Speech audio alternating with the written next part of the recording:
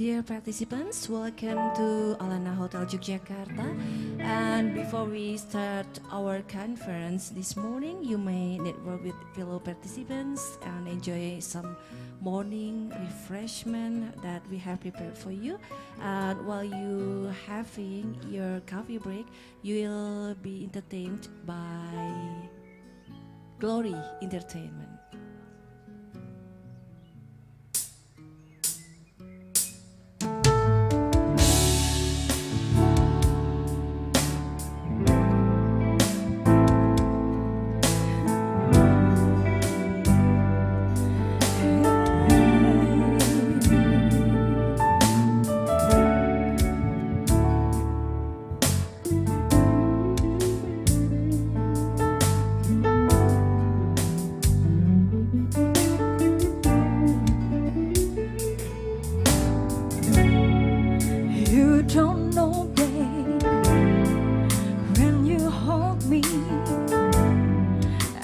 Slowly, it's the sweetest thing,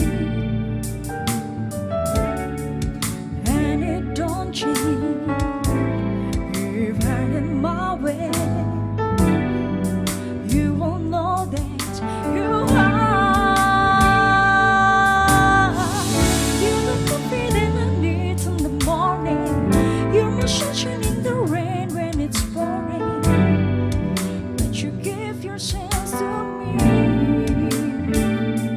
I just wanna see, I just wanna see how beautiful you are.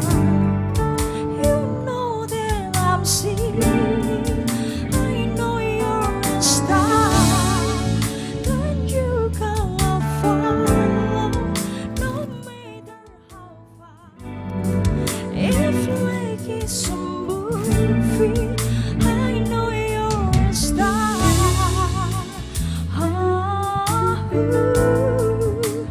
You're the best part.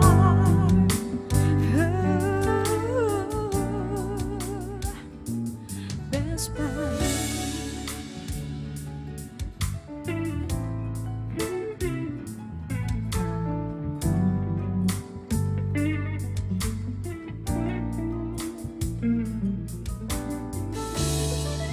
It's the sunrise on those brown eyes. You're the one that I desire. When we wake up and then we make love, it makes me feel so nice. You're my weather when I'm stuck in the desert. You're the tunnel that took my hand the hard way, and the sunshine on my life. I just wanna see how beautiful you are. You know that I'm seeing, I know you're a star. Where you go, I follow, no matter how far. If life is a movie, then you're the best part. Oh, you're the best part. Oh, best part.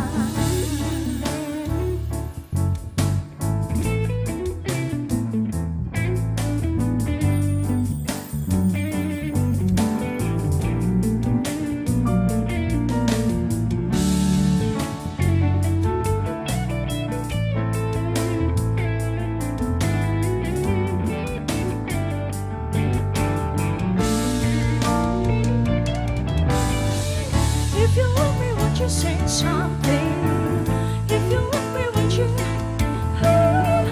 If you love me, won't you say something? If you love me, won't you? Love me, won't you? If you love me, won't you say something? If you love me, won't you? If you love me, won't you say something? If you love me, won't you? Love me, won't you?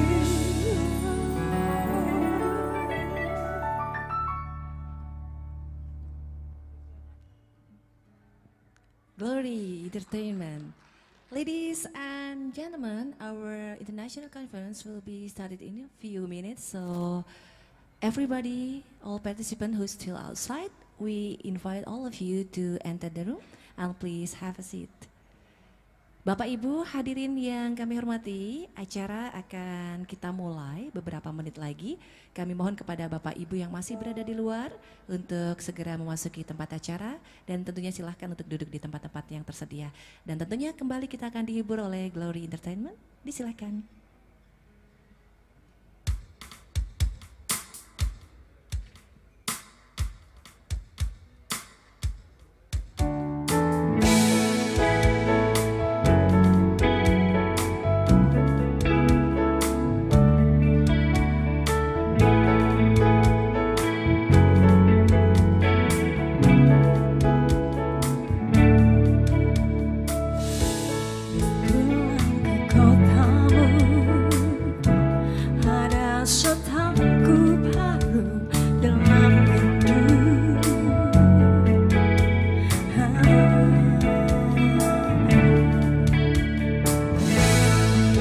Seperti dulu, tiap sudut menyapaku bersahabat, penuh selaksamana.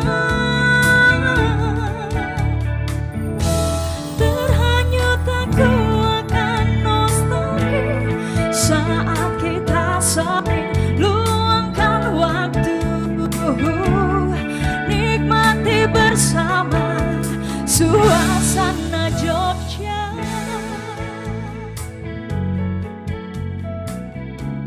Di persimpangan langkahku berhenti,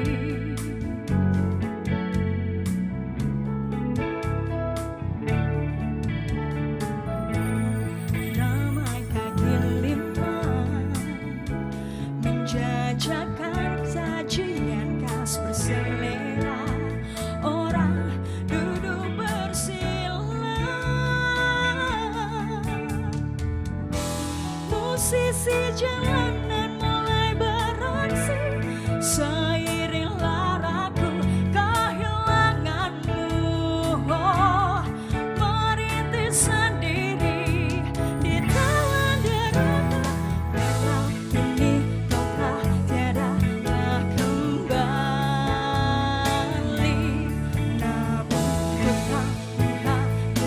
Senyummu abadi, izinkanlah aku untuk selalu ulang lagi. Bila hati mulai sepi tanpa terobati,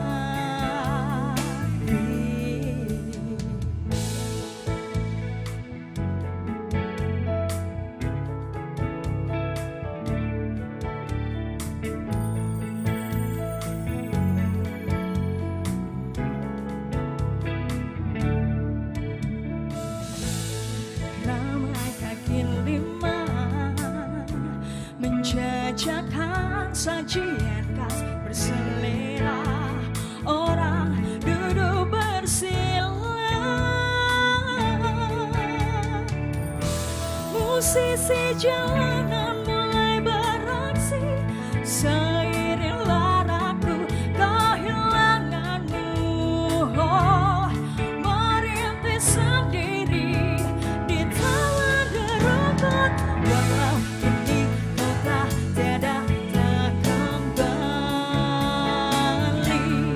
Namun betahmu hadirkan senyummu abadi, izinkanlah aku untuk selalu pulang lagi. Bila hati mulai sepi tanpa terobati.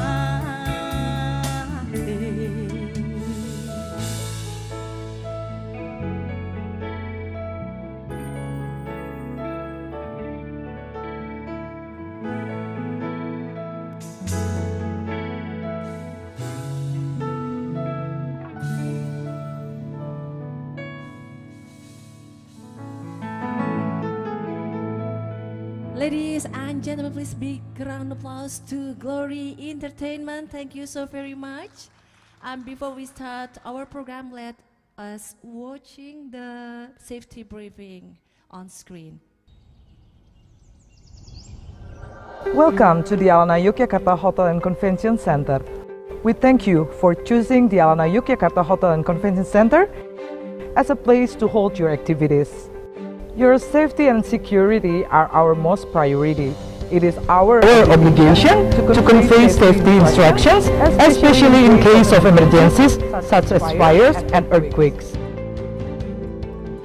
Currently, you are in the Mataram City International Convention Center building. This building consists of two floors, the first floor for the ballroom and the ground floor for the meeting rooms. This building is equipped with fire protection facilities such as fire extinguisher, hydrant, smoke detector, sprinkler and public annunciator.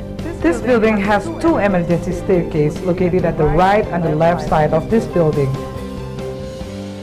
Our hotel has 18 floors and it is equipped with fire protection facilities such as fire extinguisher, hydrant, smoke detector, sprinkler and public annunciator. To find out your position, you can look at the evacuation map, which is located behind the room door.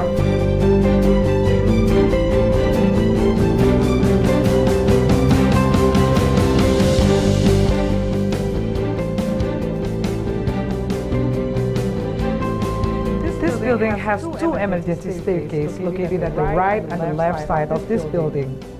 If there is a fire, stay calm, do not panic, and immediately leave the room to the nearest emergency stairs and go straight to the assembly point, which is located in the front area of this building.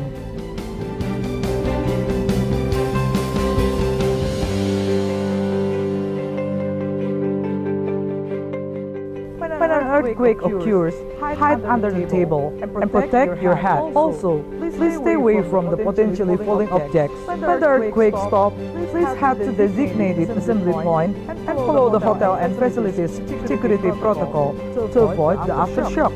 At the time of evacuation, walk fast, do not running. Take off your high heel shoes, do not use the elevator, use the emergency stairs instead.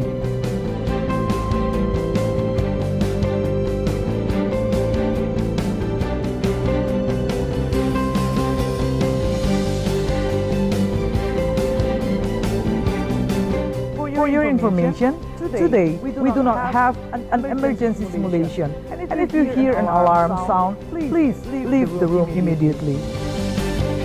For facilities in this building, the mosque is at the west side of this building and can accommodate 200 people. The toilet is at the right side and the left side of the ground floor. It is a great pleasure to be part of your service. Thank you for your attention. Have a very nice day. Distinguished guests, ladies and gentlemen, good morning. Assalamualaikum warahmatullahi wabarakatuh. Salam sejahtera bagi kita semua. Welcome to Alana Hotel Yogyakarta, and we are gathering here again this morning, continuing the conference that we had yesterday. Selamat datang, welcome to the second day of the 7th International Energy Conference, ASTECHNOVA 2023.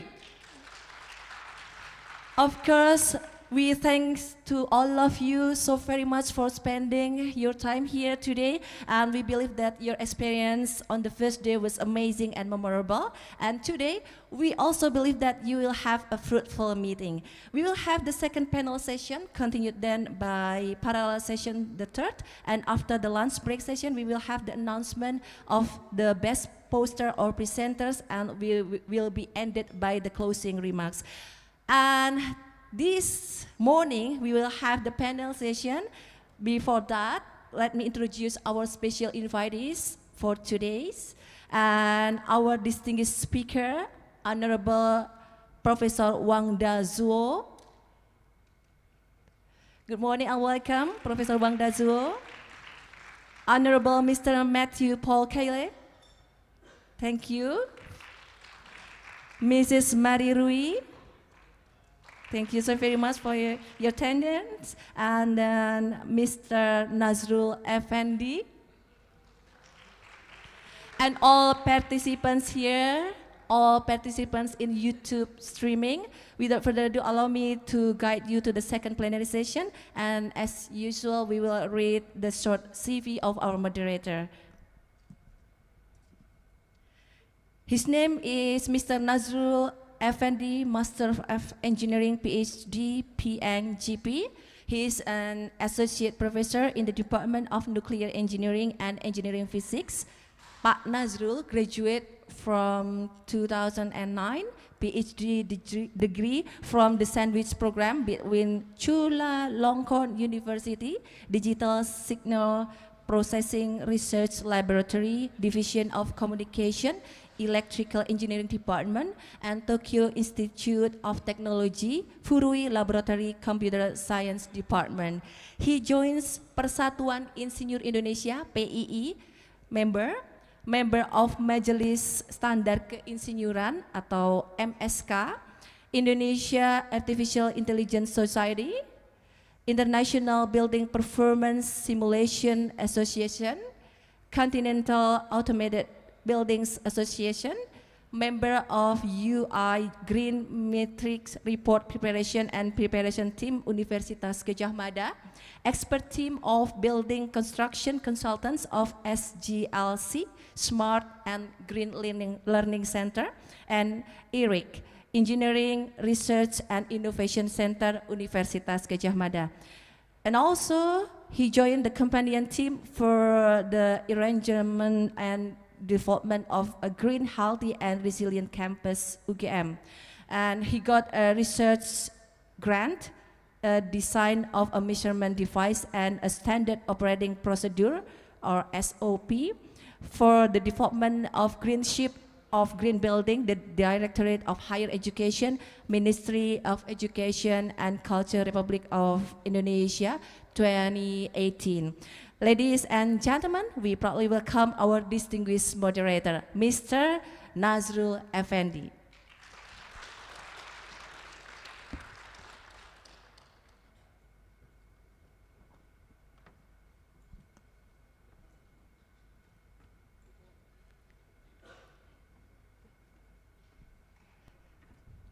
Mr. Nazrul, you have time until 10:20.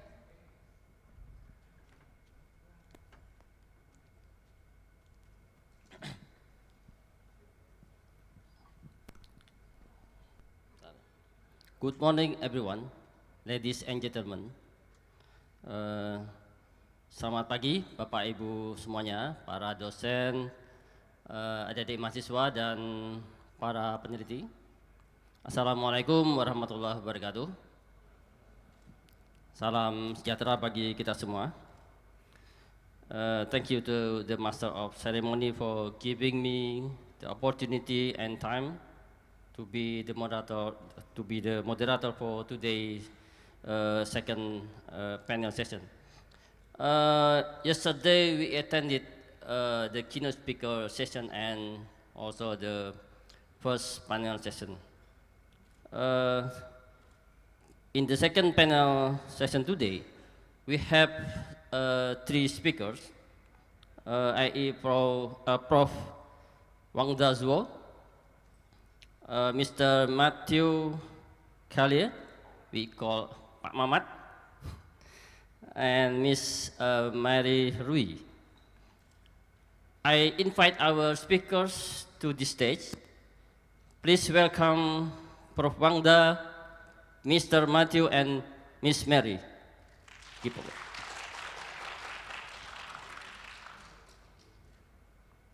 Please.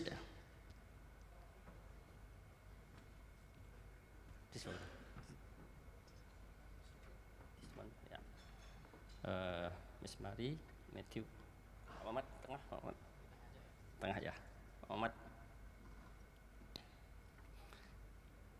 Okay, yeah. Let me introduce Prof. Wangda Zuo. Wangda Zuo, sorry. Prof. Wang Dazuo finished his PhD in Purdue University in mechanical engineering.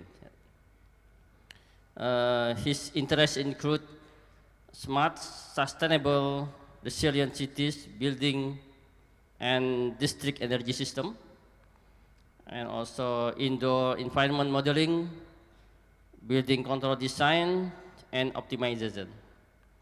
He is a professor at Department of Architectural Engineering, also in Department of Mechanical Engineering, Pennsylvania State University. He is also an associate director for research, Global Building Network, Pennsylvania State University.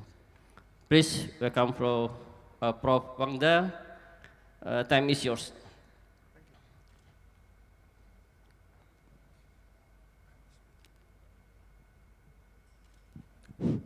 Okay, thank you. Yeah, thank you for having me here. I'm so glad to visit Indonesia again. This is my first time to visit Yogyakarta. So today I would like to introduce some of our research in the US, but in the tropical climate, which I think can be very related to Indonesia. We're also fortunate to have a joint National Science Foundation project with ITB, UGM, to deploy Smart Garden Alley in Makassar City. So I will also discuss that. So my topic is really how, also inspired by the talk we heard yesterday from your Ministry of Energy and Material Science, how we can really move Indonesia or other mainly tropical countries into sustainable country. And here I also add another topic of resiliency, because we know a typhoon is pretty common here. So how can we make our society not only sustainable but also resilient? So as we know, buildings are really important. That's why we have this conference, right? So it consumes a lot of energy, responsible for a large amount of CO2 emission. So that's how we try to do all the green building initiatives. On the other side, as we know, the globalization and people are moving to the cities. Cities become the center of our economy and the opportunity for our young generations. But also cities responsible for a large amount of energy consumption as well as the CO2 emission. So how can we jump from today's focus on the buildings to the future of focusing on the cities? And so as you can see, the system becomes more and more complex, even the opportunity increases. So the middle ground, what we see is the communities. Right? So that's if we're able to design a sustainable, resilient community, then we're able to bring our focus from single building to the entire city. First, I want to introduce a definition used by the US Department of Energy for the zero energy community. So this definition says that this is an energy efficient community. We are on a source energy base. So we are start from the power plants. So the actual annual delivered energy is less than equal or less or equal to the on-site renewable energy exported energy. So that concept is kind of expanded from the zero energy building, because in the US we start to realize that focusing on zero energy building is good, but there's a lot of limitations. So for example, you cannot really build high-rise buildings, right, if you want to achieve zero energy. But the land is also a very important resource. You don't want to build all the low-rise buildings to use the land. So therefore, the opportunity we see is coming from the community side, that you can coordinate different resources. So we start to work with an actual zero energy community called Historical Green Village since 2015. And so you can see from the map, so that community is located in the southeast corner of US. It's in Florida on an island called Anna Maria Island. So it's very like Indonesia here is tropical climate on an island community. So the community is in operation since 2012. We moved in, we installed the sensors like measure the weather condition, solar irradiance, and they also have the energy meter for all the energy consumption and generations. So here I want to show you more about this community. It's a really small island community with 5 buildings. You can see the PVs are covered on the roof of all the buildings. They also have the PV panel on the shaded car parking part because it's so hot in the tropical climate. And they also have a solar water heater and also rainwater collection systems. And then they use the geothermal to provide cooling and sometimes little bit heating for this community. So all the buildings are LEED Platinum buildings. That means they're super energy efficient. So this picture of the actual community, you can see the PVs covered on all the roofs. And then the lower left is the shaded car parking part. So provide additional area for the PV installation. And then they also have the battery used for the outdoor lighting. So the idea is that during the day, they can charge the battery using the PV. At night, so this battery can provide continuous energy for the outdoor lighting. They did not size the battery for the entire community because of the cost issue. I think if you attended yesterday's lecture, you know, in the real world, they do need to check what is return on investment. And they found, covering the lighting is probably the best that they can do with economic decisions. All these batteries are the recycled battery from the truck, the large 18 wheels truck. And so here is the heat exchanger for the ground source heat pumps. Basically, the groundwater in the island is constant temperature of 72 Fahrenheit.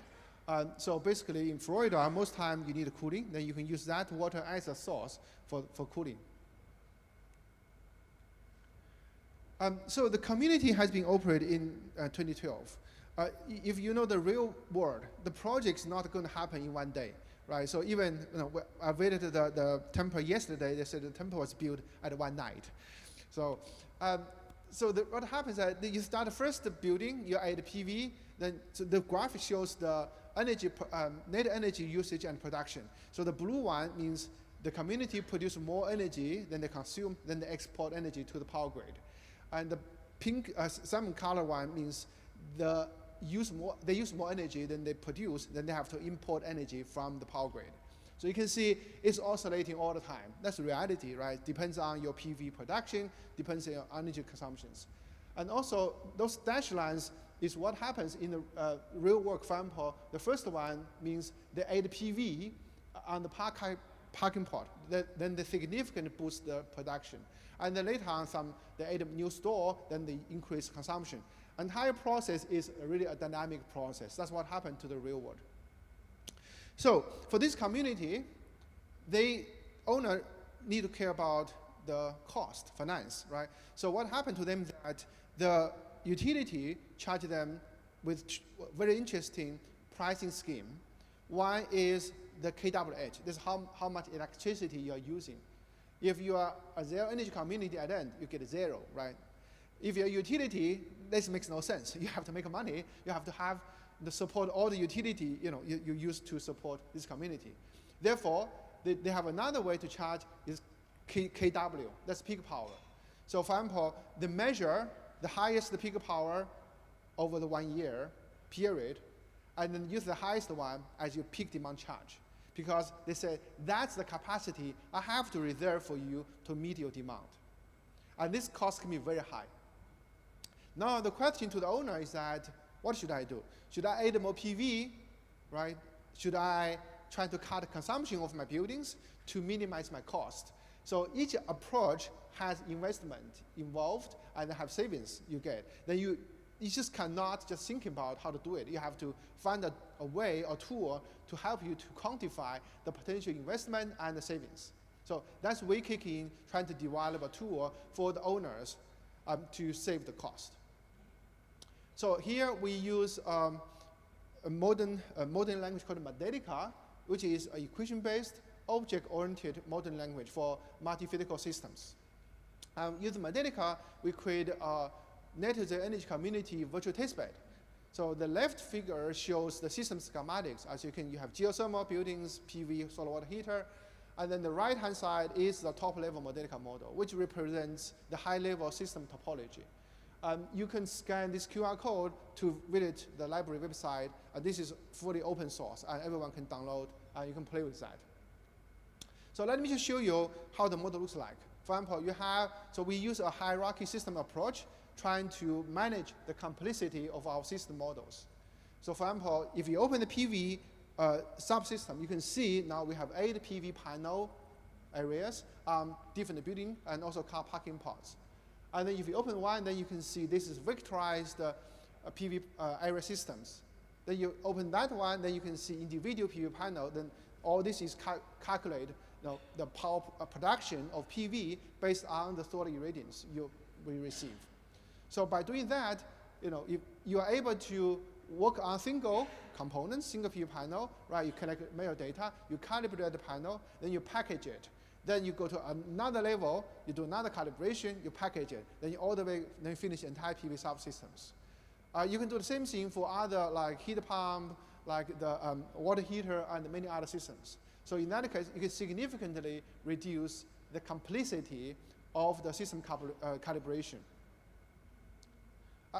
So after that, we can integrate our virtual testbed with the optimization algorithms, trying to do advanced control. For example, in the figure I showed here, is trying to minimize the power draw from the power grid, because then I can reduce my peak demand.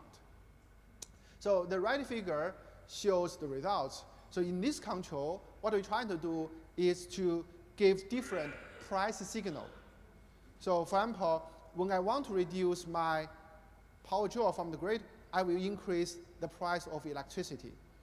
When I want to use more electricity, then I will reduce the price as incentive. So yeah, this we call dynamic pricing, which is very common now in the US. I think for Indonesia, if your country moves to the renewable energy, your generation is going to be dynamic, then the utility will someday will have to implement the dynamic pricing to encourage user, right, to change your behavior. So that's what we do here. And as you can see, the right figure shows the results. In the middle is 0. And if you see the gray area, if lower the middle, that means my new control, my advanced control, use less energy compared to my regular control. If it's above 0, that means I use more energy than my regular control. So you can see, start from the left, 0, which is middle night, because my renewable is not existing. The sun is, we don't have the sun, right? So my new control trying to minimize my consumption because I know I'm going to pay demand charge. And then in the morning around 8 o'clock, when the sun rises, my PV production brings up. I have a lot of on-site generation. In that time, energy price is really low, and then I can use more energy to meet all of my demand. I can even do pre-cooling to reduce the temperature of my building, so that when it comes to the late afternoon, when the sun goes down, and then I can turn off my AC to significantly reduce my energy consumption, so that I'm able to save the money for the owners. And so yesterday, we, again, the minister talked about not only energy efficiency, but also other renewable and also electrification of your transportation systems. So this is what we see on the left side, right? You have power plants, renewable generation, buildings, very complex infrastructure systems. So in the future, if you have higher renewable penetration, if you have higher EV penetration, then how are you going to operate your infrastructure systems? So in this is a National Science Foundation funded project. We are envisioning that our future community will be 100% renewable, and then our transportation will be 100% unmanned electrical vehicle, just like a Tesla, right? You can drive with autopilot. And then all this, the EVs you have charge, you need to charge or potentially discharge that you interact with your energy network. But to coordinate the transportation, also coordinate your renewable energy generation and consumption, you need communication. So here, that's why your communication kicking. But the communication also needs energy to be powered, right? So therefore, we have all the three: energy, transportation, and communication tightly integrated to each other. And the goal is that can we develop new algorithms so that we can realize zero outage for my energy system, zero congestion for my communication, and zero traffic for my transportation systems. So we are working with a few professors at Virginia Tech. They're working on machine learning, and also optimizations. So my team is to create a virtual testbed to understand what is behavior of the future communities. So here, again, we use Mathematica. We developed a smart connect community library. And so we use so-called multi-layer, multi-block, multi-agent approach. As you can see from the left, so we have very large cities, super complex, right? How can you handle this complex city? And then we divide the city into city layer, community layer, and agent layer.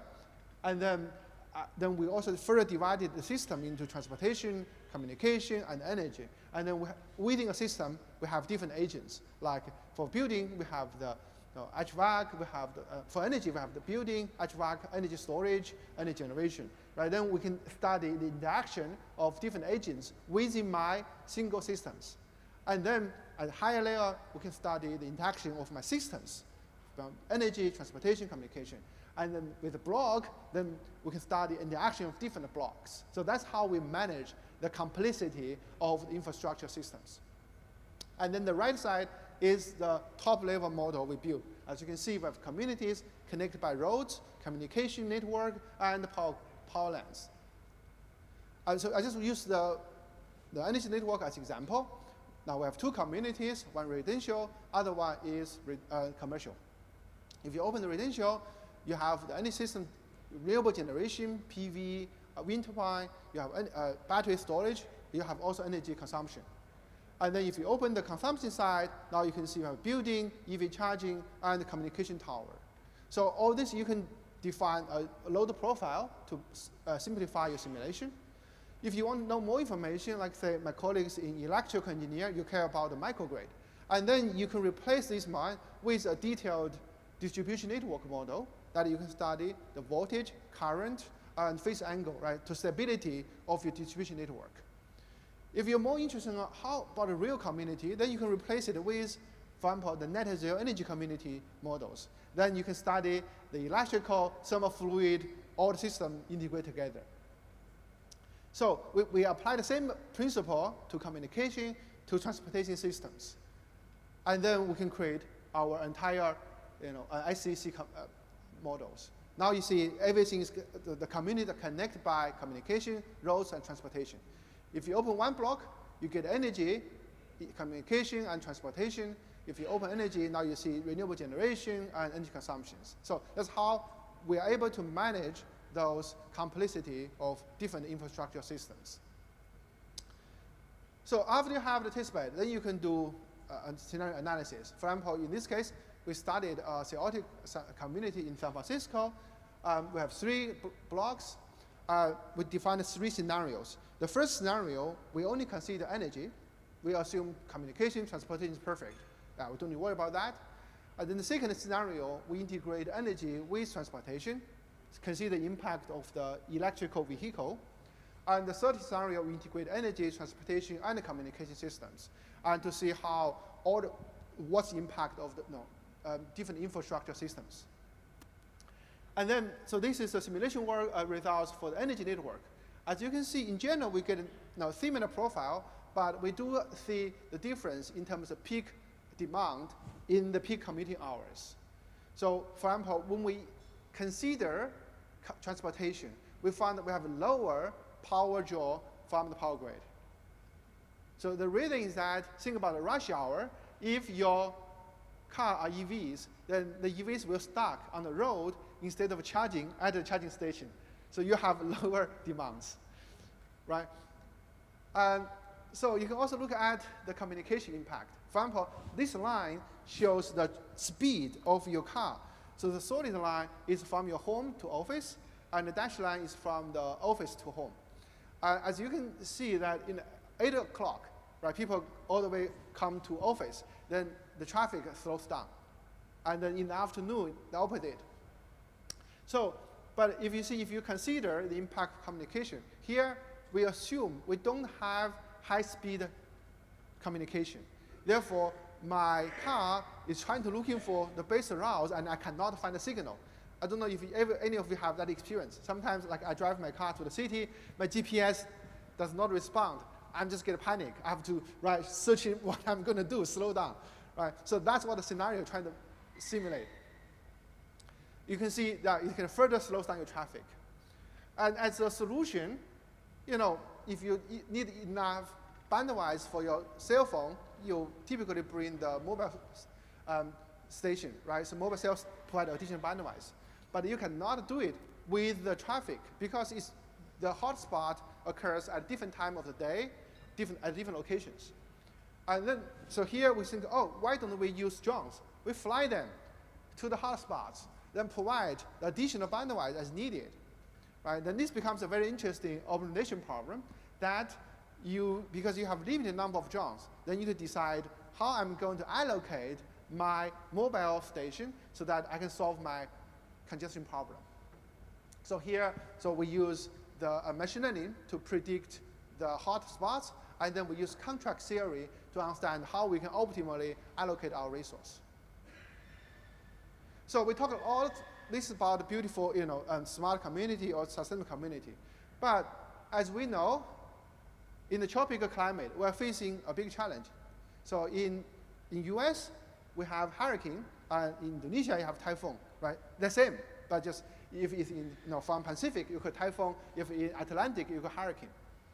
So the energy community we have been working with, they have experienced multiple hurricanes. For example, in 2017, the hurricane passed Florida, and the island was out of power for more than 10 days. So the challenge is that even they had the generation, but the community was not designed to operate in the island mode because it has to connect to the main power grids. Then they cannot operate. So the owner is thinking about, maybe should I buy diesel generator as a backup? We think about, if you want to push sustainability, right, we should not really bring diesel generator as a solution for resiliency. So why don't we use battery, increase the size of battery, maximize the PV generation, coordinate the energy usage so that our community can really be, fossil fuel independent, even in the island mode. I think that's especially important for Indonesia because you have more than 10,000 islands, right? So many small islands, you are operating in the island mode already. So the key here is really you need to decide how are you going to allocate your resource, right? For example, in this case, we propose a two-layer operation structure. So on one side, each building, you have building agent layer. The building agent layer is responsible for the control of buildings to determine how much energy I need to operate my building. Also prioritize the needs. Some are critical, some are not that critical. And then you report information to your community operator layer. And then the community operator then collect all the information and check how much renewable generation I have in my community, how much storage I have. Then I will decide how I'm going to allocate energy to my buildings so that my community can survive 48 hours, 72 hours, right, depending how long you want. So this is the simulation results we got. The key here is to categorize the loads, right? So here we do critical loads. That means the loads we have to meet no matter what happened.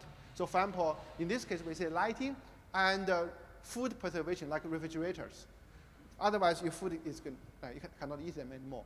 And then you have the modulable loads. In this case, can be dishwasher, washer, dryer. And then you have the shiftable loads, like air conditioning, because you can adjust the temperature set points, right? And the last one is shadable loads. For example, drink coffee, or watch TV, or play games, right? You don't have to do it in a disaster. So in the normal time, as you can see, because I have my power grid as my big virtual battery, I can use whatever I want. But in the disaster mode, I have to precisely control my consumption, especially at the night, so that I'm able to survive at the nights using the battery storage.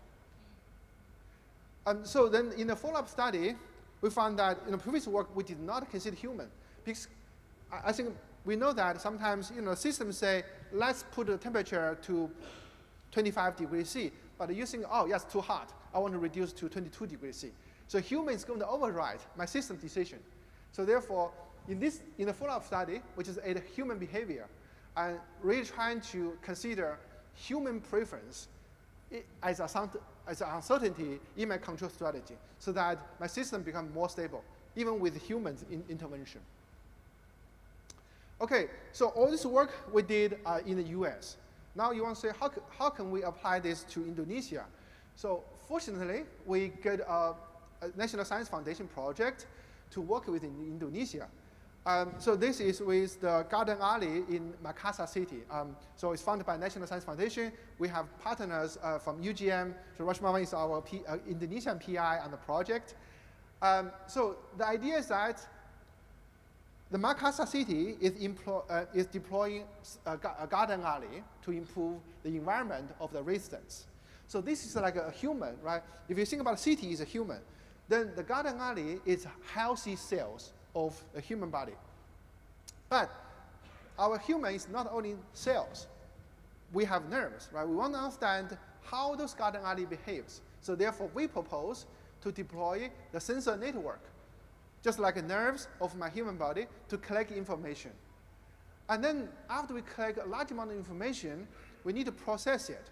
And then we use machine learning, just like the brain of the human, to process information and then give those information to the city government so that they can make an informed decision on how they can further improve the operation of the garden alley and what kind of lessons they learned so that they are able to scale the work. So during the project, so our Indonesia team here, they have developed sensors that are suitable for the tropical climate. And then we also did a survey to understand the needs of the residents and the management teams. Then after that, so in the US side, we developed this machine learning system.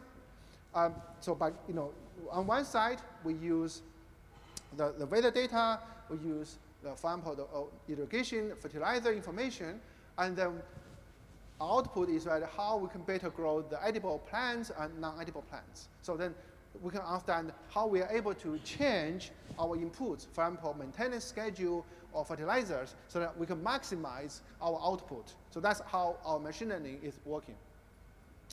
So here we use a recurrent neural network. And yeah, so we had a lot of engagement in I think last year we had the mayor and the Indonesia team come to the National Science Foundation. We had a workshop there. And also my team visited Makassar City with our UGM ITP team in last December. So yeah, the project is going, and then we are thinking about how can we do better, right? How can we integrate what we have done in the US with opportunity in Indonesia? So here, during the visit, we proposed the idea that can we do zero energy garden alley? So basically, right, the garden alley is already addressed the energy, the food and the water issue, and then can we install the panels and then integrate them together so that we have energy, water, food nexus to really bring those communities to be sustainable and resilient. So as a conclusion, we have made a lot of progress in terms of sustainability and resilience for the communities, for energy, environmental, water, etc. So I think the future is really integration of different infrastructure systems because we need to achieve a holistic solution to address this big challenge. So we realize this, sustainability resilience is a global challenge, and we need really global collaborations. So at the Penn State, we are working with UNECE, we create a global building network designed to promote high-performance building globally through research, education, and outreaches. Yeah, so that's why I'm so glad to come here to meet my colleagues in Indonesia, trying to see how can we work together. So that's all of my talk. You can find my contact information here. Thank you.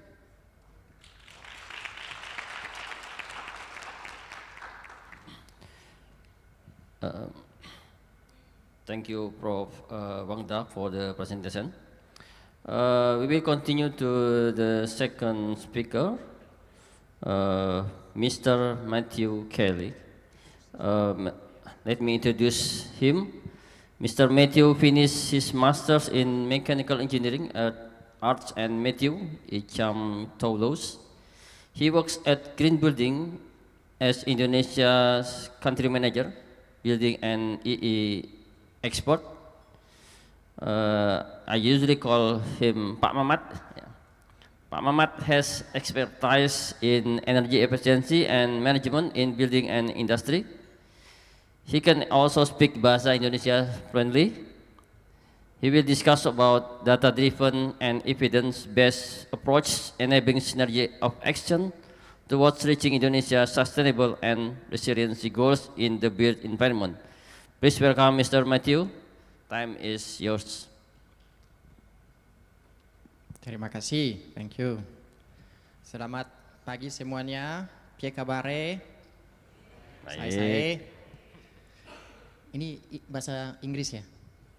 Inggris. Oke, siap. First, thank you very much to UGM for the invitation and for the opportunity to speak. So today I'm going to talk a bit about GBPN, the Global Building Performance Network, and some of the activities we have been performing in Indonesia for the past 3 years.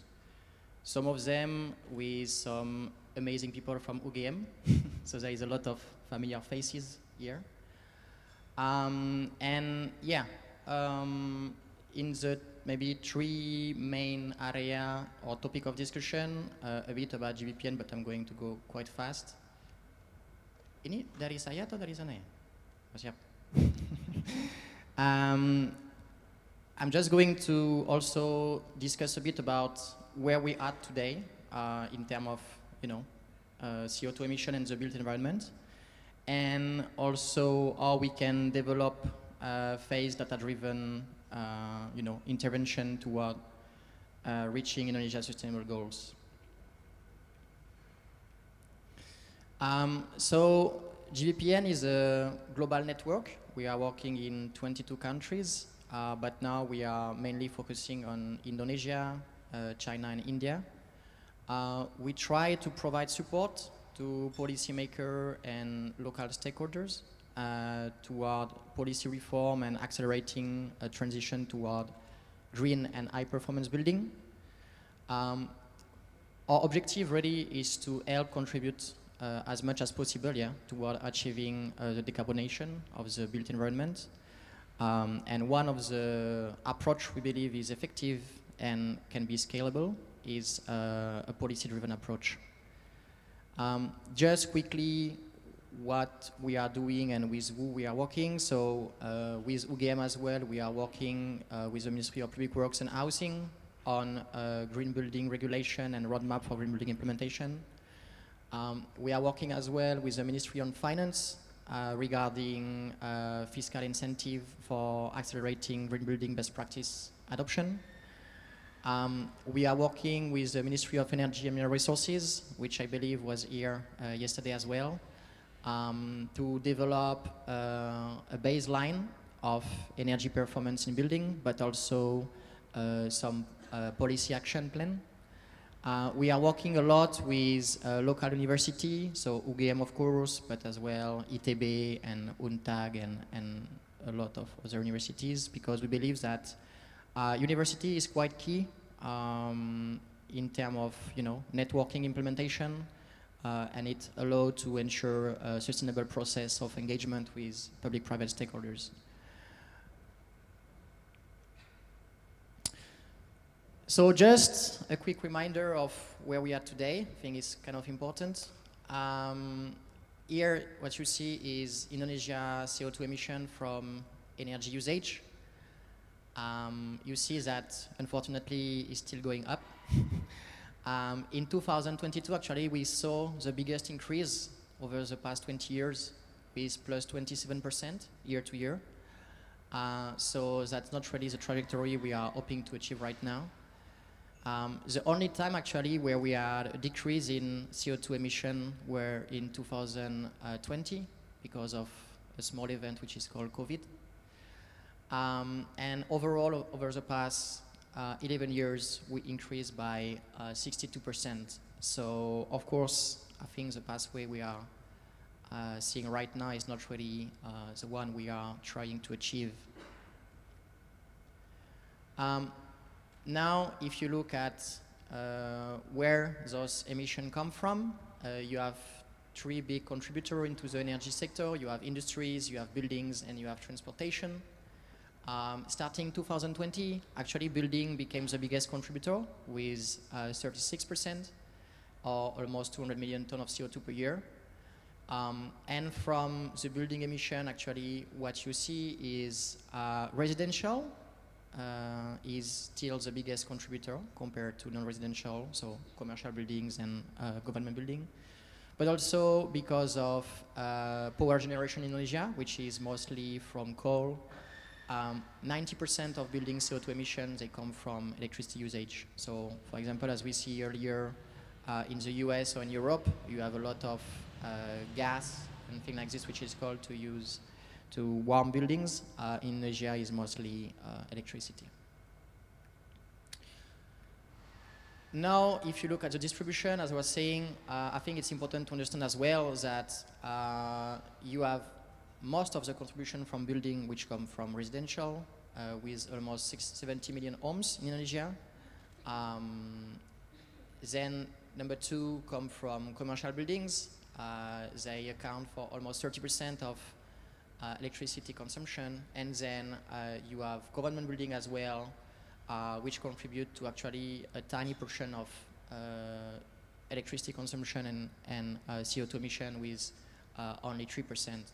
So that gives you like a kind of first idea on where we should intervene to tackle energy demand increase and CO2 emission.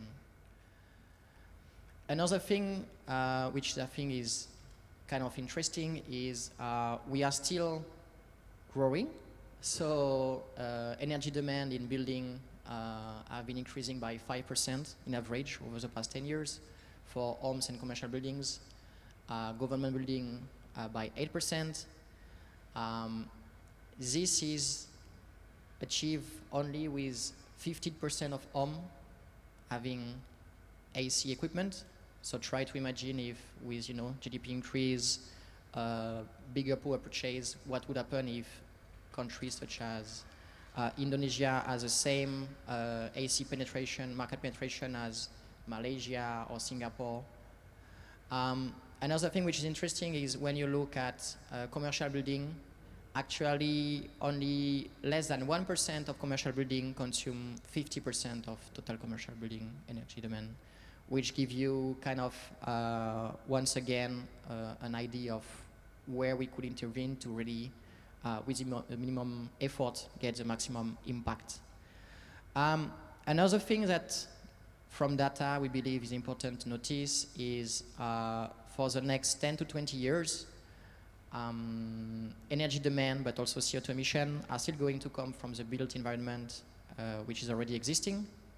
So of course we need to focus on new buildings, but we also need to make sure that we start retrofitting the existing stock and find tools and policies to support this.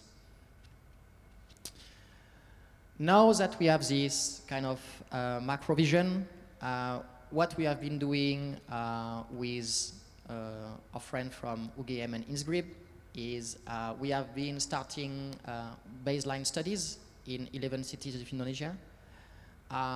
We have already completed 5 as of now, Samarinda, Balikpapan, Sos Tangerang, Denpasar, Gianyar.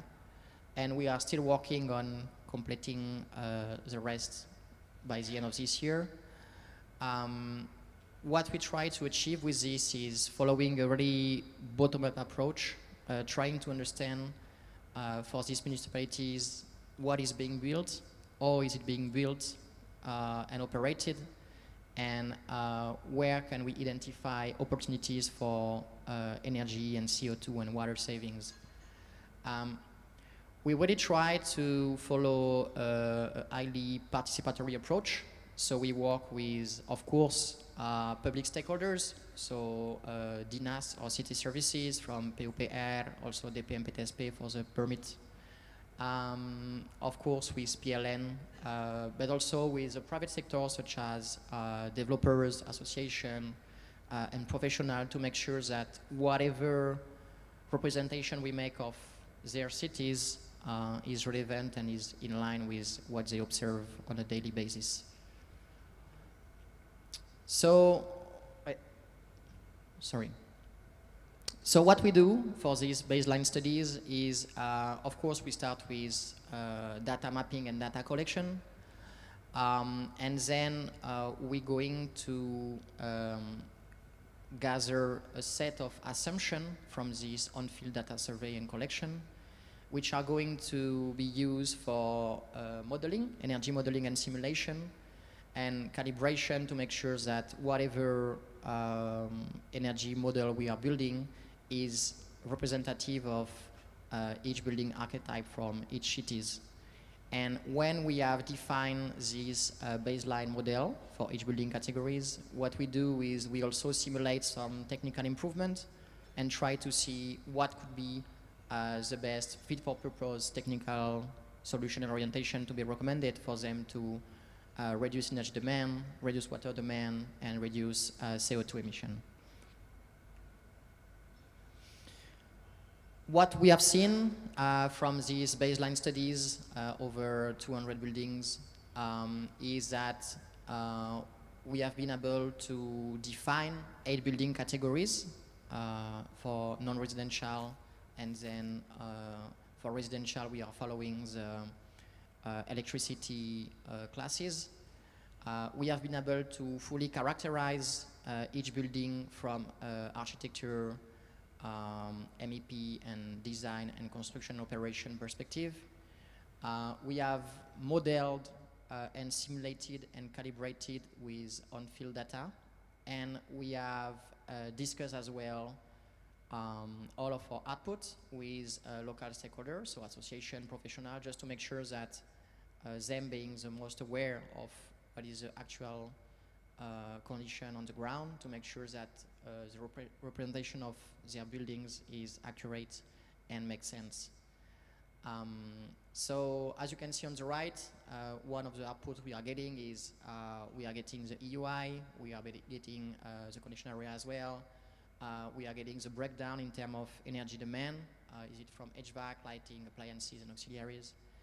Once again, that give us information on what should be suggested moving forward toward reaching energy and CO2 savings. A thing that we see, which is kind of interesting, is by baselining different cities, you see some similarities across Indonesian cities in terms of design, in terms of construction, in terms of operation, but also in terms of energy performance, which give us some confidence regarding the large-scale adoption of similar technical guidelines for building across all of Indonesia. Another thing that we believe is interesting is why would we do baseline study, and how can it help us to better forecast trends in terms of energy demand.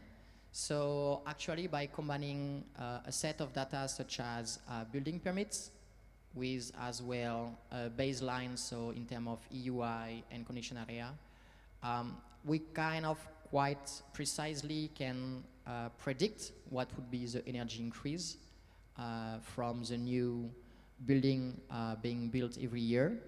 And when we benchmark this data with other set of data from PLN as well, we see a margin error which is very small, so that could be a way used for us to better forecast energy and CO2 trends, but as well for us to forecast improved trends if we were to implement some energy efficiency measure and CO2 measure as well. So now when we have kind of understood this ecosystem and we kind of understand what is a baseline, then we can start discussing and trying to find orientation toward reducing energy demand in new building and existing building, and try to find some orientation toward achieving Indonesia's sustainable goal and try to better manage demand. So what we are doing here is we use energy modeling because of course it's way faster and less cheaper than building a new building with some technical improvement. So by doing so, we simulate some technical improvement compared to baseline, and through a sensitivity analysis, we kind of see which one makes the most sense which one help us the most to reach energy and CO2 savings. What we're going to look at in terms of technical improvement, we're going to look at improvement in terms of passive design in architecture. We're going to look at better efficient operation, so that means better system, but also better operation, automation. We're going to look at on-site renewable energy, and that's going to be the boundaries of an interaction, because the rest, which is off-site renewable energy, such as grid, it's another entry point, and it's not something we can play around at building level. Something also we believe it's important to notice here, and I think it's also nice that you had people from Myanmar yesterday. Of course, when we talk about building, we think a lot about PUPR, because they are in charge of building permits and building regulation. But it's important to remember that Myanmar has a very key role to play here in terms of enacting the right policies as well to support both implementation of high efficiency equipment, show MEPS for example, but also to support the implementation of on-site renewable energy such as rooftop solar. So once again, we take this baseline and then we play with trying to find improvement for passive design, active design, and then on-site renewable energy. And what we have seen is that by just focusing on really fit for purpose technical orientation, so not like pages of pages and a long list of recommendations, just by focusing on the ones that make the most sense. Here you have 7 recommendations. You can already get 30 to 50% energy saving compared to the baseline. Of course, it's important to follow a data-driven approach to make sure that we can identify, in terms of technical, financial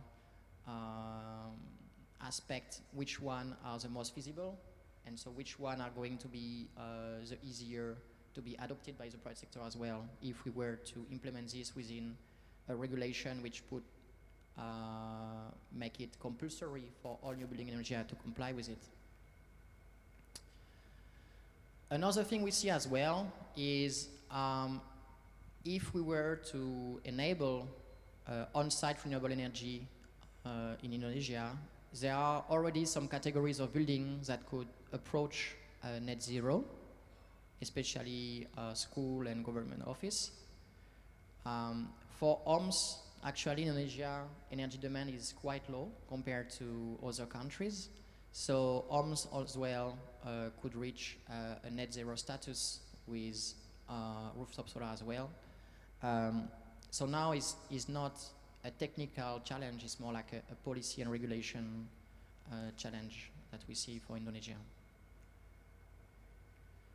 Another thing that we believe is really important here is we need really to still following this data-driven approach to quantify changes to make sure that we enable adoption and implementation by the private sector. So we are also able to quantify what would be the incremental costs, the payback period of such technical implementation. And we see that actually by once again focusing on the one that makes the most sense, the payback period is quite short. So it also gives us confidence that that's something that could be quite easily adopted by the private sector as well. Finally, I think is interesting to notice here as well is if you run some scenario here, it's really important for us to quantify and develop the correct strategies following a data-driven approach. It's really important for us if we want to drop the building environment, energy demand and CO2 emission to address the existing buildings, which is most often overlooked. And as well, it's really important to both work on energy demand and energy supply, which is why we need to involve a lot of different policymakers from PUPR, Myanmar, and other stakeholders to make sure that intervention is being done in synergies and there is an alignment to make sure that we reach the expected targets. I think to conclude, and as my final remarks, on the right actually you see an extract from the IEA Net Zero Pathway report. I think something that is really important is we often think that to get high performance green building we need to wait for new technology to arrive, but we already have technologies in Indonesia in the market to considerably drop energy demand and improve performance in buildings. Another thing which is going to be key is behavior changes at a design, construction and operation phase. We need to rethink how we are developing buildings. Another thing which is going to be really a key to the success is policy coordination and alignment. We really need to once again rethink how we do policies following a bottom-up approach and with a data-driven, evidence-based approach as well to make sure that whatever we recommend is going to be impactful, but also is going to be easily implementable by the private sector. Finally, the last point, and maybe one of the most important one, is we need to have an inclusive process with public-private sector engagement stimulation to really make sure that we bridge the adoption and implementation gaps. We see today that there is really challenges to implementing and adopting green building regulation at national and international level. And so we really make sure that the public and private sector do align in terms of understanding of what needs to be done and how we can best support the implementation at scale of green building best practices. Thank you very much. Terima kasih banyak. Matur nuwun.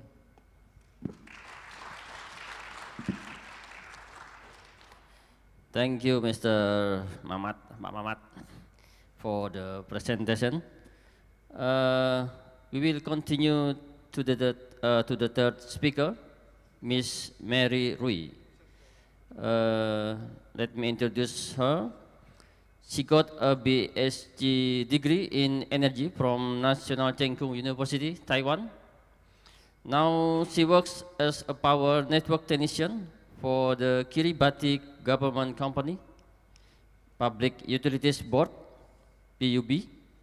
She will discuss about the implementation of renewable energy in Kiribati's capital, Tarawa. Please welcome Miss Mary. The time is yours.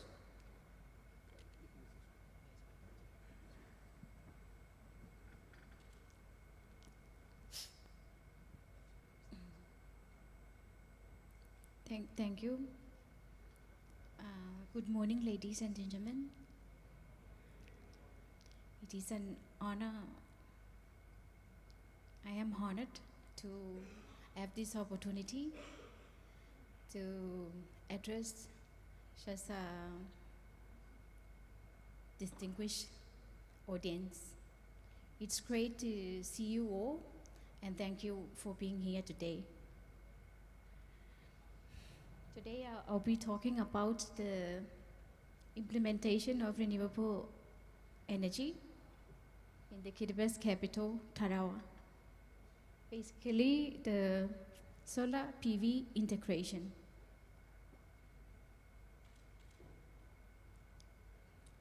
As you can see, this is the content of my presentation. It has many, but I'll focus on my team, solar PV team, and our solar plant, and status, and how our solar plant has helped our utility to save the money, and how it has helped the environment by reducing the greenhouse gas emission. And then the renewable energy impact on the grid. And that's all. As you can see, these are the challenges Kiribati is facing. Okay. Due to the dependence on the imported oil to meet the majority of its energy needs. And this creates the vulnerability to oil price volatility. And as a collection of low-lying highlands, Kiribati is vulnerable to the impact of climate change. As you can see in those two pictures, it is the proof that climate change is real. And renewable energy and solar PV in particular is the only solution we have to address these challenges. And there is the major goal again in Tarawa by 2025, 45% reduction in fossil fuels. And thus 23% of this goal will be achieved through the deployment of renewable energy. And here is Kiribati. Many of you may have known about Kiribati. I think it's your lucky day. Today is your lucky day. This is Kiribati. As you can see, it's located in the middle of the Pacific Ocean, and it has a population of approximately 120,000. And Tarawa is the capital of Kiribati, and it comprises of North Tarawa and South Tarawa, which is the home of half of the Kiribati population. Tarawa is in between Apayang and Mayana. Here is an overview of my company, the Public Utilities Board, PUB. PUB is a government state-owned enterprise that is responsible for the supplying and distributing the electricity and water, and providing wastewater services in South Tarawa. That's our vision. Most professional SOE in sustainable and quality service provision for Kiribati. And that's our mission, to commercially provide and maintain quality, reliable electricity, water, and several disposal services to meet stakeholders' needs. This is the PUB structure. As you can see, we are under the Ministry of Infrastructure and Sustainable Energy umbrella. We have our board of directors and the CEO, and then we have three major departments: the power engineering and water engineering, and the compliance, and then we have our supporting departments. This is the electricity access in South Tarawa. As you can see, we now reach some 93%.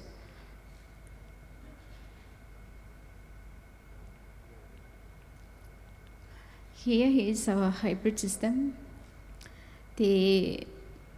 Our system has the total generation capacity of 6 around 6 megawatts, and 4.4 is from the diesel generation megawatts, and 1.6 megawatts from our solar plants.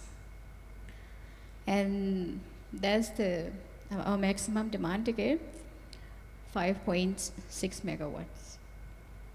Renewable energy is 100% from the solar, and is about 27 of the overall capacity, but it only contributes to around 8 to 10% of the demand on South Sarawak. The rest are from the diesel generation. As you can see in the charts, the total electricity generation was 27.37 gigawatt hour in 2017, that comprising 91% diesel generation and only 9% from the solar. Yes. This is our system single line diagram. As you can see, we have 2 power stations, one there, and the other one in Pesio, and the other one in Pekenapel. And we have 6 solar plants, 2 in Pesio, 2 in Pekenapel, 1 in Navadavere, and 1 in Pondik. And then we have our 11 kV distribution line, and our service lines. Service line has 2 level of voltage, the 240 for a single phase system and 415 for a 3-phase system. And here is the overview of the grid-connected solar PV system. As you can see, a solar photovoltaic system of solar system is one of the renewable system which use PV panels to directly convert the sunlight into the electricity. And the electricity generated can be either stored or used directly, fed back into the grid, or combined with one or more other generators or RE source. I can assure you that the solar PV system is reliable and a clean source of electric power that can suit a wide range of applications, okay, such as the residential and industry, or etc. The solar PV system, it includes many components, as you can see, that's selected according to their applications, site location, and system type. The major components are the solar panel. Solar panel is the one that converts the energy from the sun into the direct current power. And then we have the inverters. Inverters are the one that converts that DC power from the panel to alternating current. And then we have our usable power. Here are the benefits from using the grid-connected solar. It reduces the utility fuel cost. It expands the use of the local renewable energy resource, and it reduces the greenhouse gas emissions, and it reduces the electricity costs. Here is my team, the responsible team for the operation and maintenance of a solar PV system. As you can see, we have our engineer, and then 2 operators, 2 inspectors, and 2 assistant inspectors. The engineer is a responsible person in charge of the operation and maintenance again for all the solar plants. And operators are in charge of operating the PV facilities, monitoring, daily patrol, and advice in maintenance. Okay. And the inspectors, they are staff in charge of maintenance work and periodical inspections. And assistant inspectors, they are staff to support inspectors in secondary tasks like the mowing, site cleaning, or panel cleaning. These are the necessary tools used by the team. So you can see we have the digital multimeter. This one we use for general measurements to know the circuit condition. We use it to check for the string, open circuit voltage, and short circuit current. We have our insulation resistance tester, or the MEC. We use this one to verify the insulation condition of the circuit from the PV panels to the switching port there. And then we have our IV curve tracer to verify the condition of the string. And then we have the sign line checker and infrared gear. They share the same purpose, and that's to verify the condition of the panel. If you want to check which panel is defective, then you have to use these two. And then we have our machine for the secondary task. As I said, the cleaning, the site cleaning, and we use the lawn mower and the water pressure to clean the PV panel. Here are the common abnormalities within the system. As you can see, inverters break down, damaged board, and damaged PV panels, DC arrestor failed, and connectors burned, soiling PV panels, and shaded PV panels, and fuse blown. Here, the first project, grid-connected solar, constructed in Tarawa.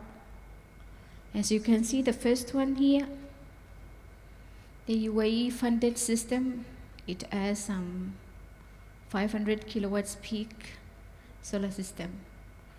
Rated outputs 500 kilowatts, and the maximum VOC of 1,000 volts. And it has 100 strings and a total panel of 2,000. And the number of arrays is 20. For the other one is the BEC-funded system. It has the size of 99.225. It's you multiply by 4 because we have 4 inverters. So we have that solar system, right? And then the rated output is 400, and its maximum open circuit voltage is 600. It has 108 strings with total panel of 1,620. And the number of the arrays is 26. This one, the World Bank funded system. We have TCH facility, a 215.6 kilowatt solar system. And the rated output of 220 kilowatts with a maximum VOC of 1000 volts. And the number of string is 33 with total panel of 770. And the arrays, it has 11 arrays. Then we have our KG5 facility, the 216.4 kilowatts peak system, and the rated output of 220 kilowatts, and the maximum VOC of 1000 volts. And the number of string is 33 with total panel of 774. And the arrays is 11. And then we have our KIT facility, 158.28 kilowatts peak solar system, rated output 160 kilowatts, and the maximum VOC of 1000, and the string 24 strings, and with a total panel of 563. And the arrays is 8. And then the last is the PSC facility. As you can see, it's 216.4 kilowatts peak. Rated output is 140 kilowatts, and the maximum VOC of 1000 volts. The string number is 21 with total panel of 490, and the number of arrays is 7. This is the production, was the annual solar production of our solar plants. As you can see, we have the peak value of 26.67, 2.47 gigawatts hour, and recorded in 2018, when no of our solar plants were new, and no defect. And then the lowest value was recorded in 2022. It's 2.03 gigawatt hour. And the drop is due to the breakdown of inverters and loss of metering.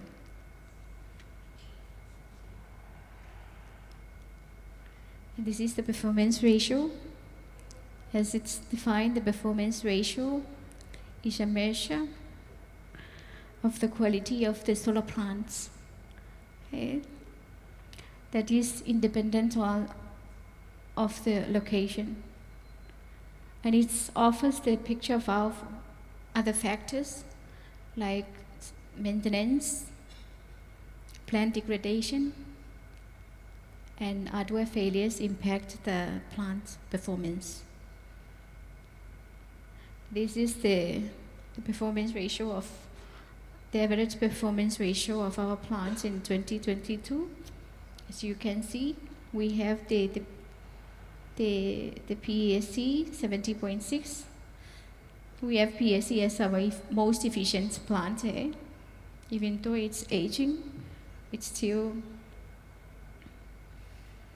reached the typical value of the PR.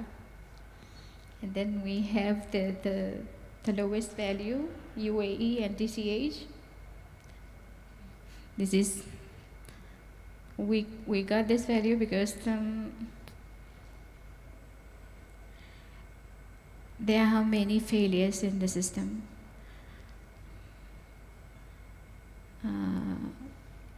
Yes. And then we have here the present and future trend. Currently we have 27% of the renewable energy in our electricity mix, and by 2025 it will go up, the value will go up to 49.4%, and then by 2030 it is expected that the renewable energy will take the lead. Okay. And so far, our system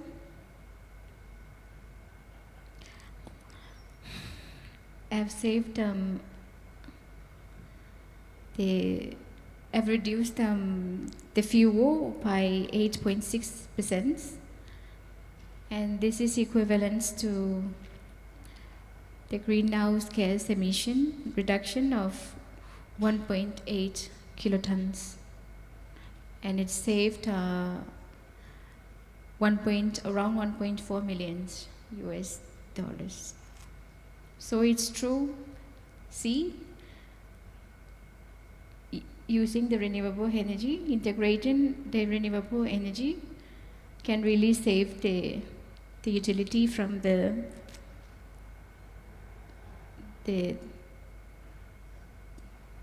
can really save the money, and it can save the environment, okay, by reducing the greenhouse gas emission. And here, however, the renewable energy has a weakness like any other system. As you can see, it's affect the system stability. As you know, we can't control the weather, and the solar system depends on the climate again. So, see, there's a fluctuation, and that fluctuation causes the system to give the system displeasure. Yeah. And this is the target values. Standard voltage we have for the low voltage, 240 and 415. They should plus or minus 5%, and for the HV, the standard value should plus or minus 5%. For the frequency, we have 50 plus or minus 2%. And then here are the challenge issues imposed on the operation and maintenance of an integrated solar system. So you can see the gas flow issue. The need to well train the PUB generation team. Our resources are inadequate. Mega generators are aging, and the network system is small, and the lack of storage. So from this, plus the increase of demand, it's gave our system became unstable, okay? As now we experience the frequent blackout on the island. And our only way to solve that for now is load shedding. We do load shedding so that we can balance the demand and the supply to avoid the impact of the grid connected solar.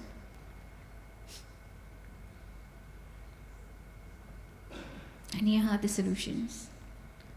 Okay, we must replace our old generators, and we must implement we should implement the voltage management as well as the frequency management, and get more the backup generation there. So the point is, if you want to have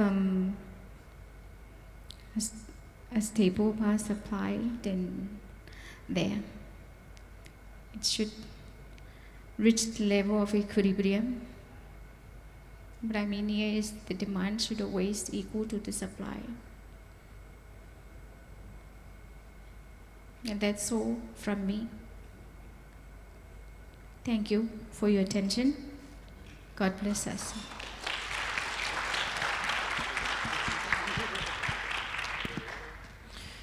Thank you, Miss Mary, for the presentation. Ladies and gentlemen, now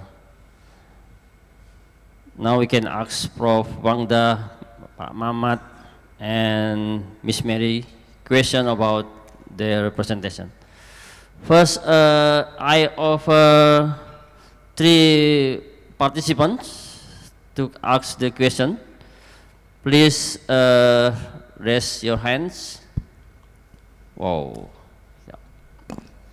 And please tell to whom you ask at first.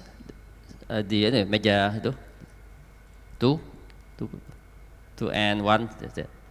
Okay. First, please have microphone to him. Okay, you can stand. Thank you. Okay, thank you for the presentations and for the opportunity. I want to ask questions. Let me introduce myself. My name is Abrian Yusuf and I'm from Gajah Mada University. I want to ask questions to Miss Mary Rui. As explained before, it was mentioned that the infrared camera is used to verify the conditions of the panel. I would like to know more about how the verifications process is done. Is it done manually or has a technology such as computer vision been used to verify the conditions of each panel? And is there any challenge in terms of cost to do the verifications? Thank you. Okay, you can answer directly. Thank you for your question. Oh, it's easy to use we use the infrared camera. We just take the picture. We go on the panel and then we direct to the panel and the sun has to be, and then from there we can see if there's a not spot, then the color will look like more red. Then from there you can know that that panel is defective.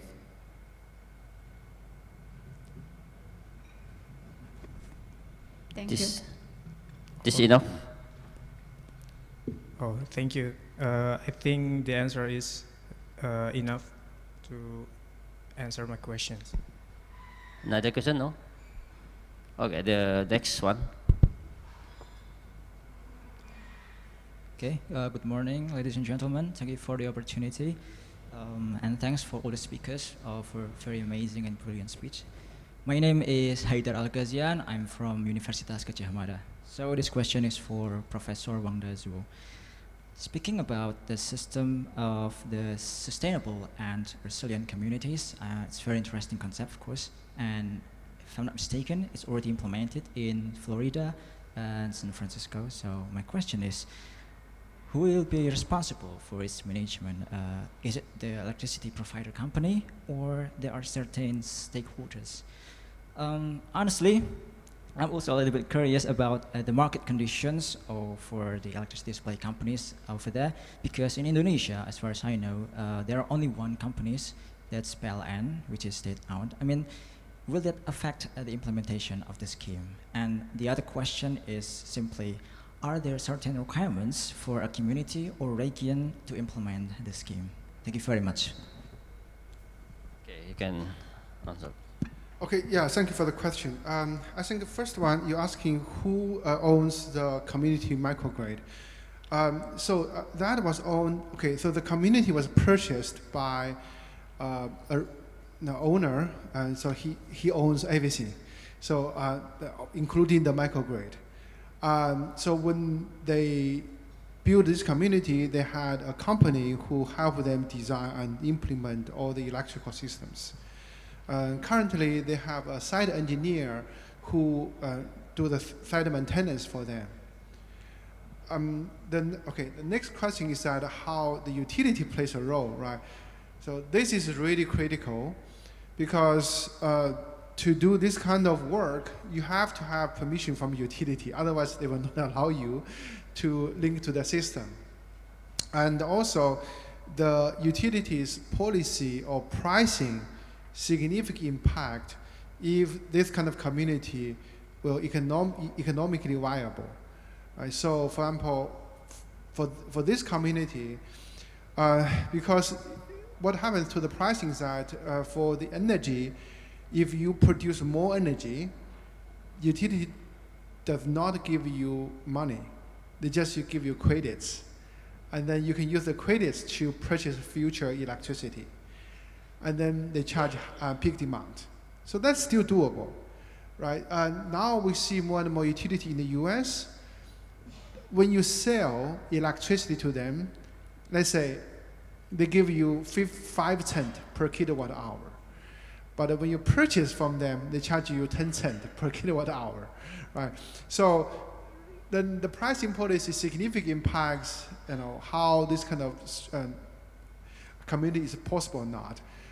Even in some community, the utility does not accept the energy sold by owner anymore because they said we had enough.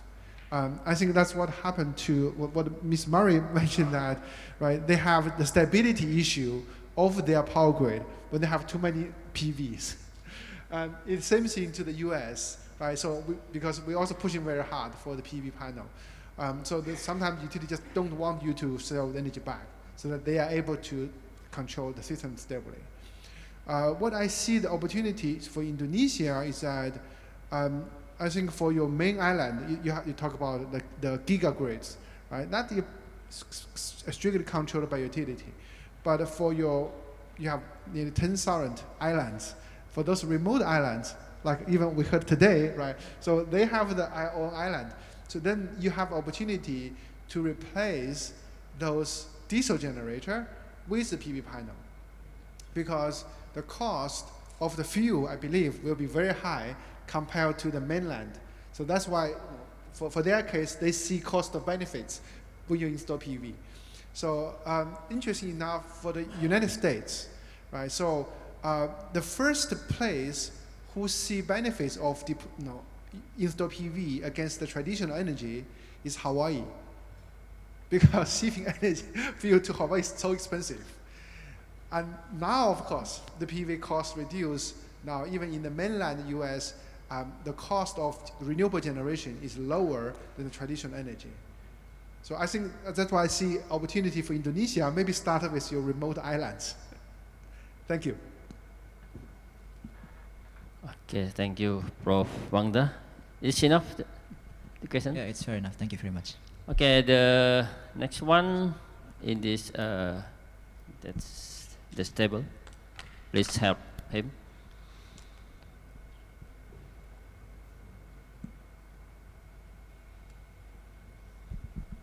Okay.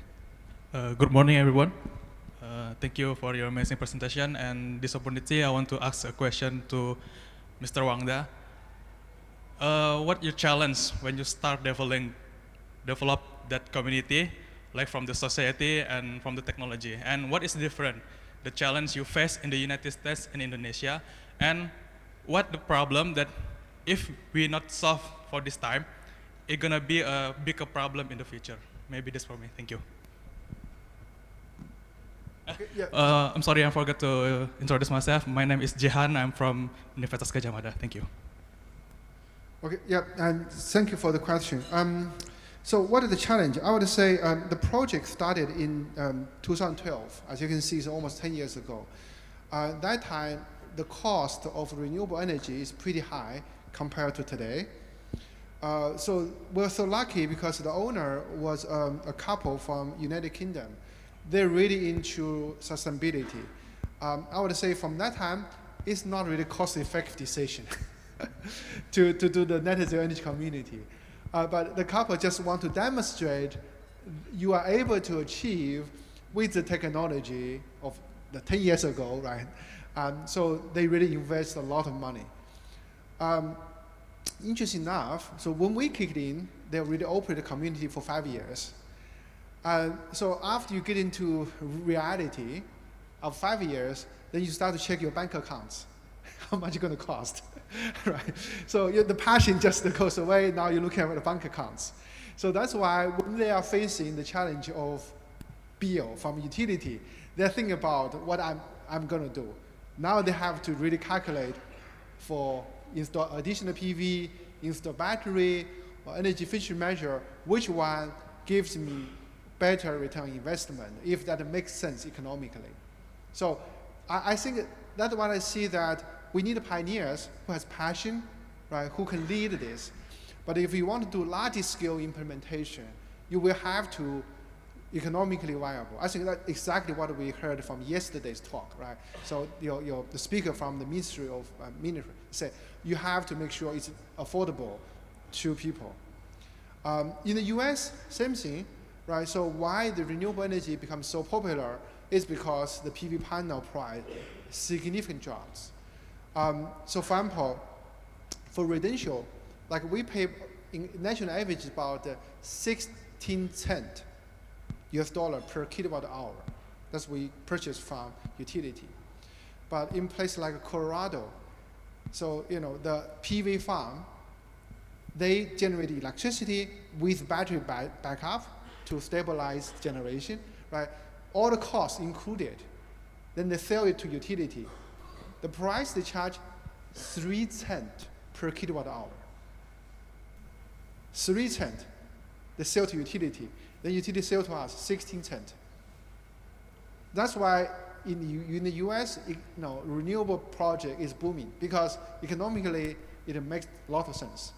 So I see for Indonesia is, can you find a way to significantly reduce the cost of your renewable production, right?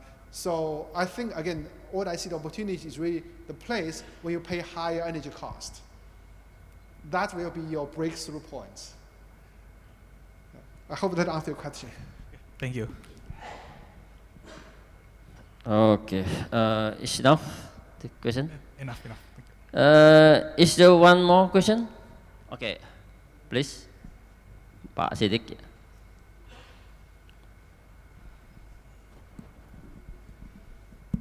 Okay, thank you. I just want to read an online question because our conference is hybrid. There is a Q&A in YouTube section. The first question for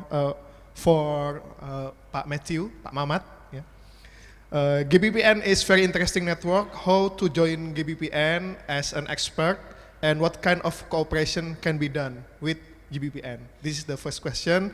And the second question is for Mary Rui. I would like to ask question to Mrs. Mary for the unstable power supply. Is there any additional renewable energy resource used like wind or ocean thermal energy storage? It is because ocean thermal energy storage, OTEC, is quite stable and Kiribati has large ocean. That's two questions from online participant. Thank you. Okay, Pak Mamat dulu. Please, Pak Mamat. I'm not sure how to answer this question, but yeah, I guess thank you for showing the interest in joining GBPN. I don't know if the person is talking as university association or just a professional, so it's kind of tricky to answer. But what I would say is GBPN is really having this motto of trying to act with local partner and make sure to have a strong local presence. So we are always looking for expanding our network in Indonesia. So I guess send us an email and we can discuss on the way to working together. But yeah, I think that would be my answer. Thank you. Thank you, Pak Mamat. Then Miss Mary, please. Thank you for the question. By 2025, we will have a best system, okay, the battery system. And we hope that will help our system to stabilize our system, right? And for the ASTEC, I heard about it that it's viable, but I'm not sure if what time Yeah, I'm not sure about the OTEC. Did I answer your question? There is a plan for like using wine and also ocean energy, but didn't know when. Yes. Yeah, okay. Okay, thank you, Mary.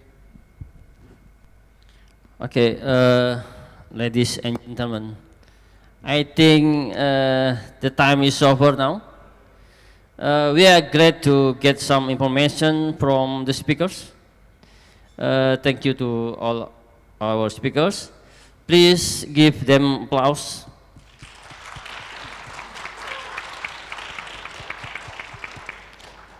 I turn back the time to MC. Thank you. Wassalamualaikum warahmatullahi wabarakatuh. Thank you, Mr. Nazrul. Give big applause to our moderator. Very, very on time to moderate this session. And also the speakers, Professor Wangda, Mr. Matthew, and Mrs. Mari, please stay on the stage. We would like to invite Ambassador Diardur Bintoro, Director for NAMC SSTC, to present a token of appreciation to all speakers.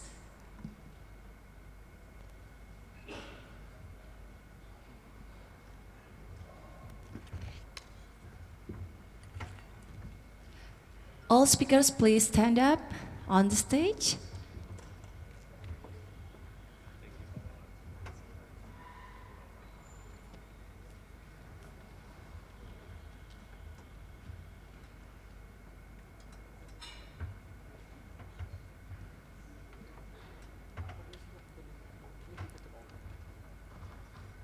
First, Ambassador Dia give the souvenir to our speaker, Professor Wang Dazu.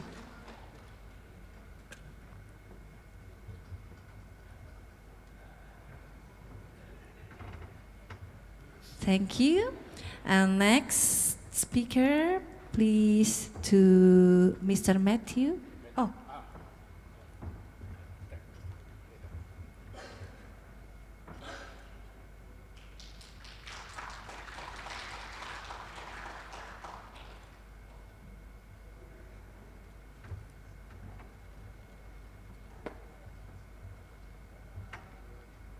And now please move forward, Mrs. Mary. Thank you.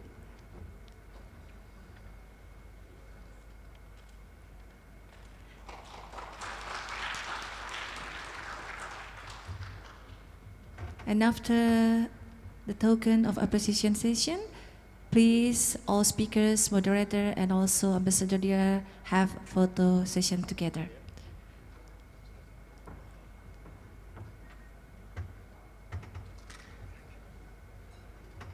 The moderator, where is the moderator? Mr. Nazrul, okay.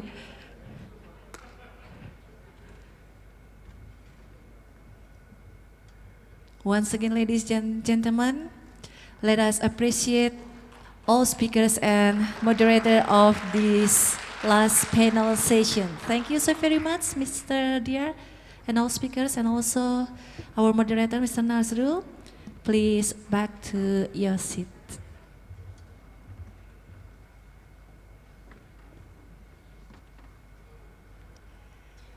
Distinguished guests, ladies and gentlemen, this session marks the end of the panel sessions that we have at this conference. Moving forward, we invite all participants in this ballroom to join the parallel session, which will be held in the parallel room, one floor under this ballroom. And for all of you who join online, please join the breakout rooms. As the same as the previous day, you can find the schedule and the room in your presentation schedule. After the parallel sessions ends, please back here to have your lunch break. We would like to request you kindly return to the ballroom at 1:30 p.m. to have the closing ceremony and also the awarding of the best presenter or best poster. Thank you so very much and see you again at 1:30. Okay, this addition agenda, we would like to invite all of you to join the photo session. All participants here, please move forward. Maybe some on the stage. Let me, the committee please move the chair and the table also. Oke, baik Bapak Ibu sekalian, kami undang Bapak Ibu untuk menuju ke depan, semua peserta yang hadir di sini untuk berfoto bersama. Silahkan untuk ke depan bersama tentunya dengan para tamu undangan kehormatan dan juga para narasumber serta para moderator. We would like to invite all of you, all participants, please move forward to join the photo session with all speakers, all moderators, and also all invited guests here.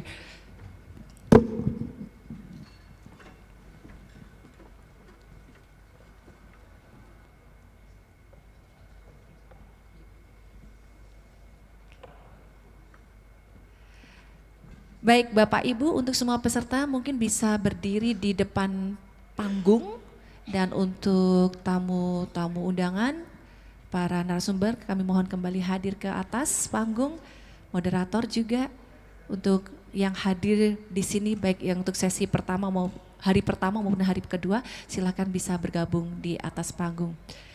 We kindly ask for all speakers Day 1 or Day 2 ASTECHNOVA 2023 who are attending here to come forward, please stand up on the stage, and also all participants please to move forward also, join the photo session together, stand up on the floor in front of the stage. Kalau memang tidak memungkinkan semua bisa berada di depan panggung, Bapak Ibu boleh berdiri di atas panggung. Namun kita coba dulu untuk semuanya berada di depan panggung terlebih dahulu, Bapak Ibu. Silahkan, sudah sangat ditunggu oleh para narsum kita. Ya, kita coba dulu di depan panggung dulu. Silahkan, please, ladies and gentlemen, all participants join the photo session. First we try to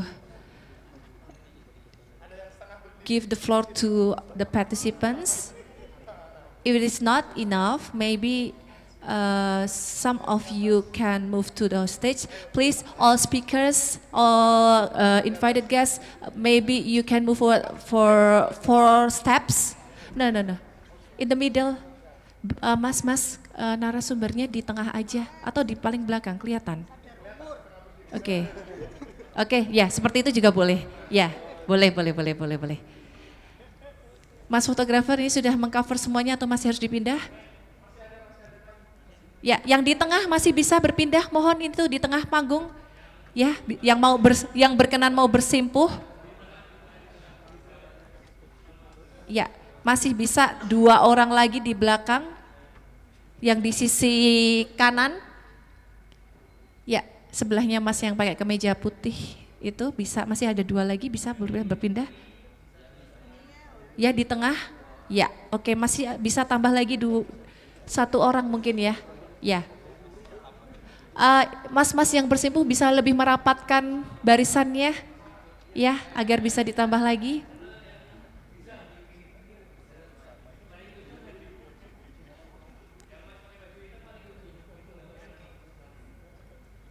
Ya, berarti ini bisa ada tempat untuk yang mau berkenan bersimpuh di paling depan. Silahkan bisa berpindah juga. Ini terlalu penuh yang di sisi kiri, boleh berpindah ke depan. Di sini masih kosong, Mas. Ya. Sudah, Mas, aman? Masih mau ditata lagi?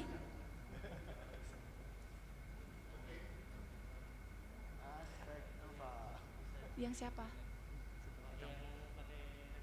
Oh, Mbak yang pakai kacamata sama yang pakai jilbab tidak kelihatan, jadi bisa mungkin berpindah, boleh. Atau mungkin agak sedikit merapatkan lagi, yang baris kedua dirapatkan lagi barisannya, geser sedikit lagi di. Udah kelihatan semua?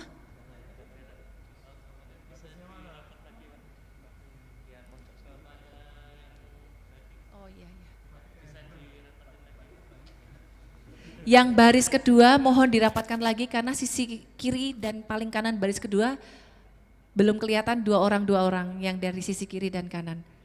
Sudah?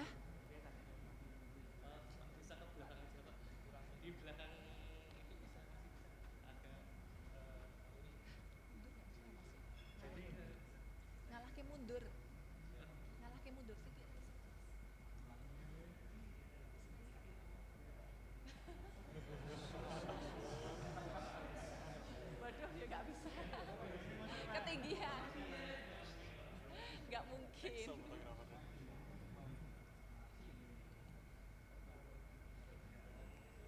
Please be patient everyone. Sabar ya, ini masih proses persiapan untuk foto. Sudah? Baik. Aman ya Mas ya?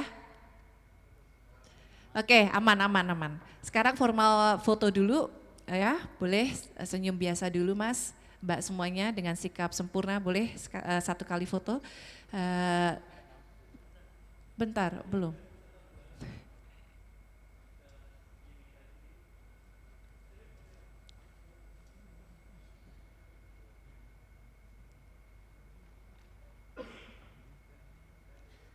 Ya, dicoba ya.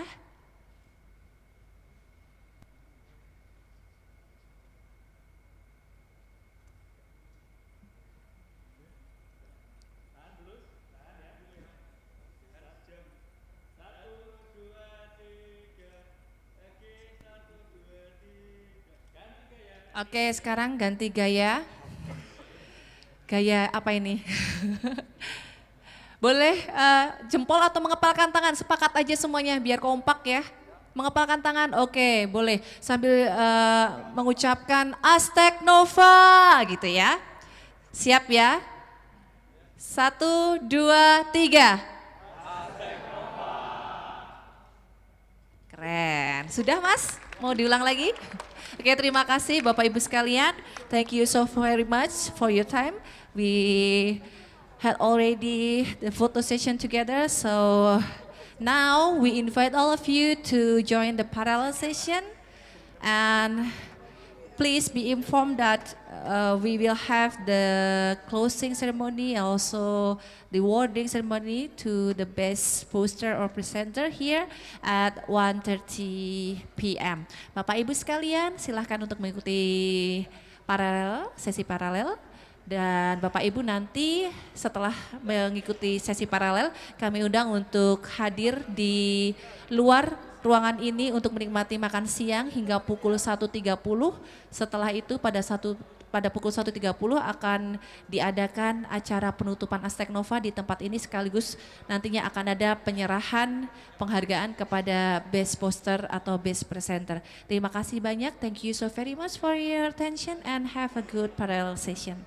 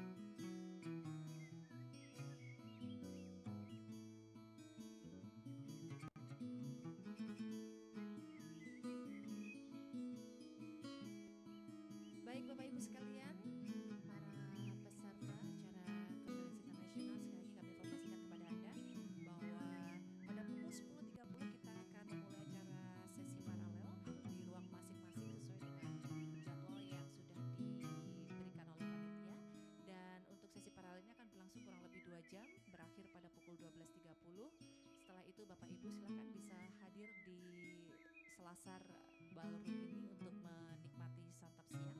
Dan untuk acara penutupan akan dimulai pada pukul 1.30 di ruangan ini. Dear ladies and gentlemen, participants, we inform you that our prayer session will be started at 10:30. So please, everybody can move to your parallel room